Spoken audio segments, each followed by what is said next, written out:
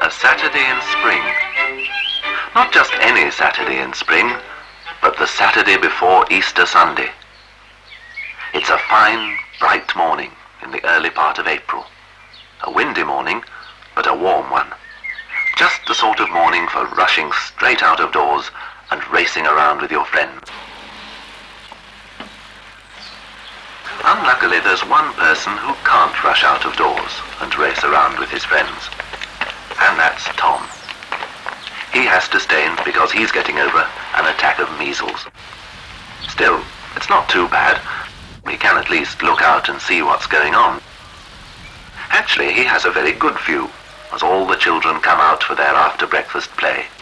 There's Mary Saunders with her skipping rope, and Linda and Beryl from next door, also with skipping ropes. Skipping time has come round again. For Mary Saunders, skipping time is a happy time, as she and her friends turn their ropes. When bread and cheese on hawthorn trees makes buds of tiny green, when big dogs chase around and little dogs run in between, when shouts and songs and arguments are heard on every lip, then is the time when all true-minded children want to skip. To skip, skip, skip, skip, skip, skip, skip. It's the time when all the children want to skip. There's skipping ropes so thin and light it's hard to twirl them round. There's hairy ropes with knots and heavy ropes that slap the ground. And bits of plastic washing line are there among the rest. But of all the ropes, the rope with painted handles is the best. It's the best, best, best, best, best, best, best. The rope with painted handles is the best. That's mine. Mary Saunders ends her skipping with 2 big jumps. And then her mother calls her, and she hurries away indoors. The first to come out again are the 2 boys, Alan and Jack, with their very large kite, which they're proudly carrying between them. Tom looks at his 2 friends with great envy. He can see they've got their sandwiches with them, and that means they're going to climb to the top of High Beech Hill, probably to fly their kite the whole day long. It is a hard climb to the top of this high hill. Grasping our kite, we mount in face of a wind which parches the cheek, steals away smell and hearing, and drowns the lark's call. At last the summit, cloud shadows racing, tree shadows held. 1 minute all shadow, then sunlight all. Set the kite free. The snow-white frame released leaps to the snatch of the wind. With strong intent, high to the sky it soars, and there strains in the steady squall. All a long day to curb and control its flight, and nothing shall mar this long-looked-for delight. Let never our arms and legs be weary, nor let this fair wind slacken and fall.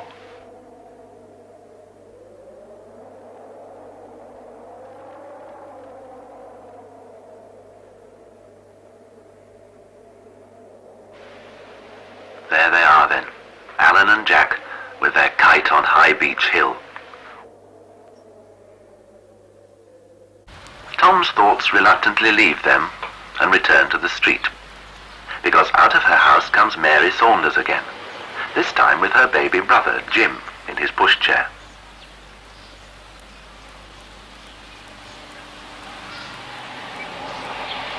At the same moment, Mary's 2 friends, Linda and Beryl, come out of their house, which is next door. And off go all 3 girls together, taking turns to push baby Jim. They're not going very far, only as far as the dandelion fields near the railway.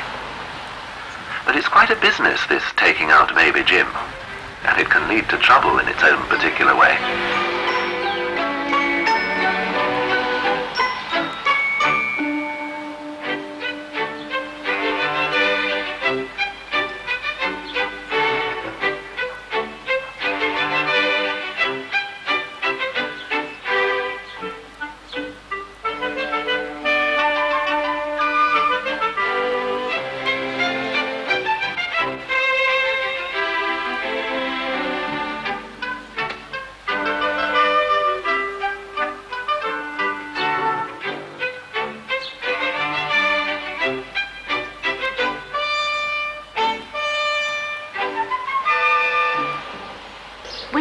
dusty road and wheeled the pushchair straight into the field.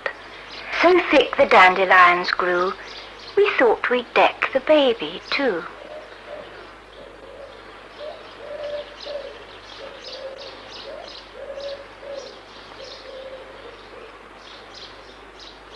So standing in a circle round him, with Linda's straw school hat, we crowned him, stuck dandelions round the band, and squeezed a big one in his hand.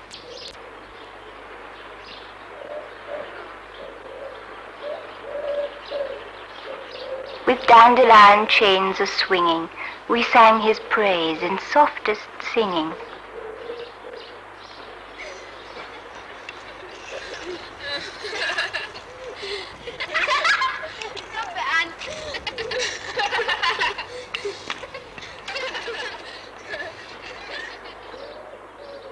We called him Dandelion Jim, and belted him and tickled him.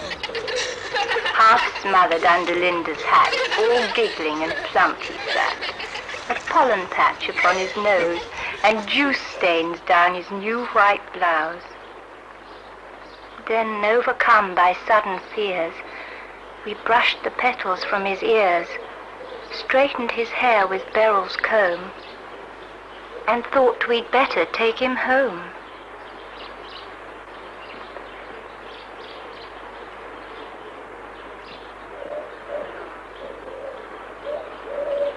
And so back home they come, Mary and Linda and Beryl, to find out what Mrs. Saunders has to say about Jim's new white blouse.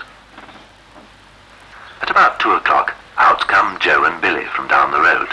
They're going to wave at the Easter holiday trains passing by on their way to the seaside. And Tom smiles to himself, because he remembers how he also used to wave at trains. Now, far behind Billy and Joe comes another boy, carrying a jam jar on a loop of string. This is Ronnie. He looks up and sees Tom at the window and grins as he passes by. Now, what's Ronnie up to? Fishing, perhaps? And more likely tadpoles, or frog spawn, or newts. Tom is still wondering which it is, when a huge drowsiness comes over him. He leans back. His book slides to the floor. His eyes close slowly, and soon he's fast asleep.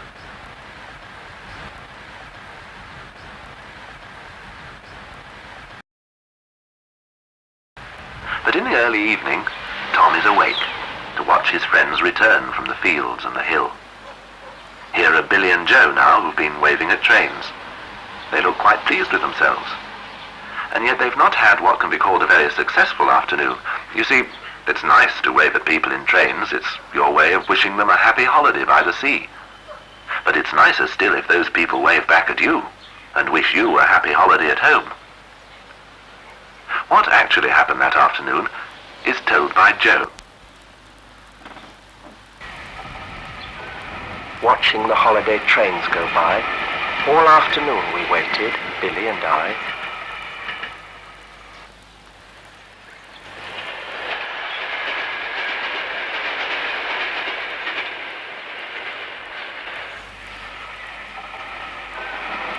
Train after train after train.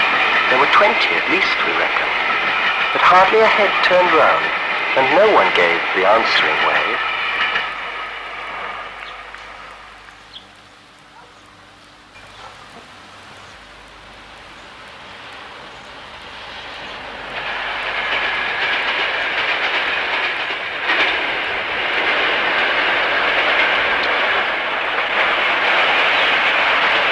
And we gradually lost all hope, and our hands slackened.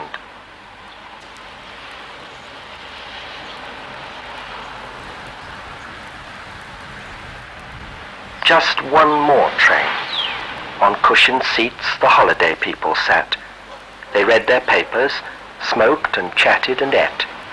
The train swept by, solemn and grand. Then, at the very last, the train was almost past. Suddenly, there at the window, a face leaned out, and look, a smile, a wave, a fluttering hand. Till that train was out of sight, we waved, Billy and I did. We waved with all our might.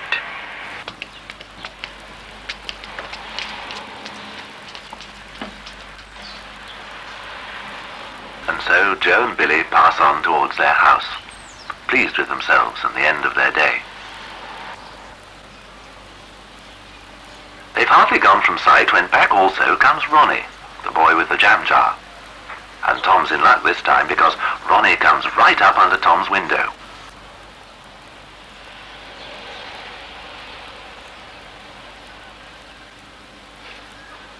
Soon the two boys are chattering away about what Ronnie's been doing that afternoon. Ronnie has paid a visit to a pond over the hill, and he's brought back 3 brown newts in his jar. How did he know where to get them? His father had told him. How did he catch them?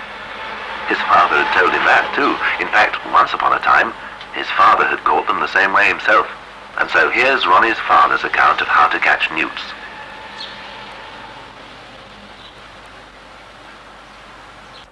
Over the hill and beyond there's a small secluded pond with a slope of mud that's dried, and there to the sunlit side the newts come basking.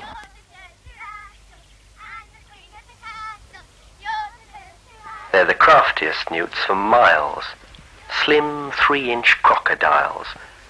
But you won't need Wellington boots, or a rod or a net. Those newts are yours for the asking.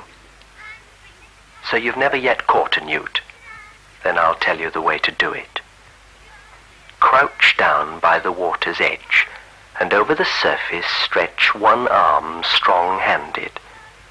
Then the moment the water's clear, newt's near but not too near, swing your arm with a mighty splosh, and up the smooth slope they'll wash those newts till they're stranded. For a second their reptile eyes will goggle in small surprise. There are 7 of them, take your pick. Lift them up light and quick, into your jar they drop, one by one with a wet plop, and hooray, you've got 'em.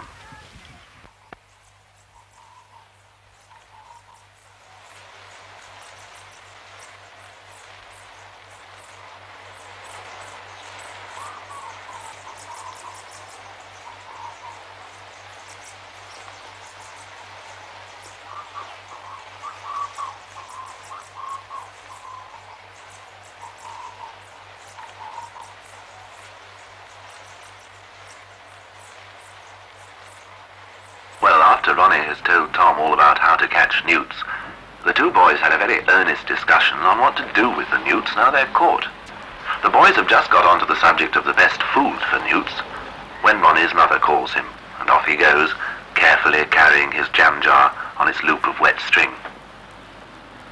Tom looks out yet again, and he's surprised to see Anne and her mother, walking back to their home.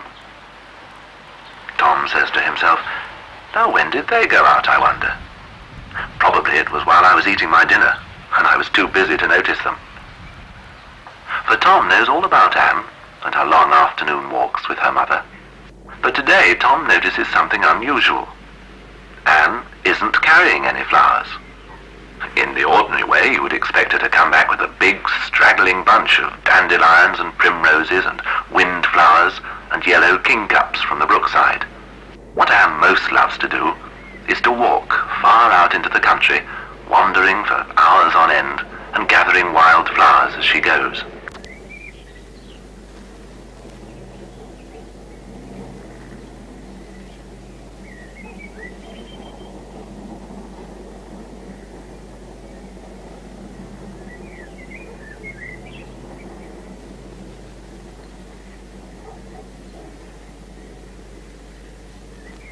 Anne with hot fingers grasped her flowers a long half day.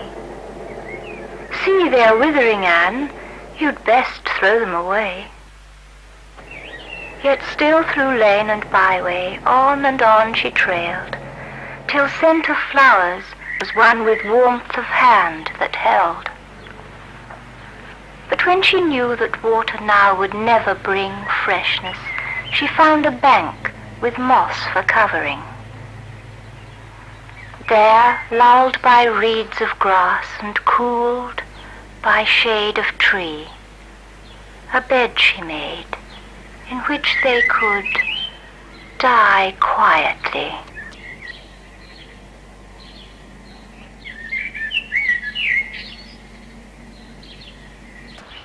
And so Anne follows slowly along towards her house.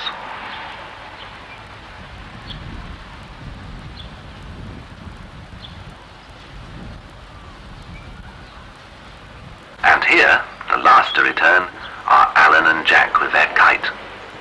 They pass down the street together, proudly carrying their kite between them. Saturday tea is not far off. And also, he remembers, last year, on the Sunday morning, there were hollow eggs made of milk chocolate and covered with green, shiny foil. For tomorrow is Easter Day.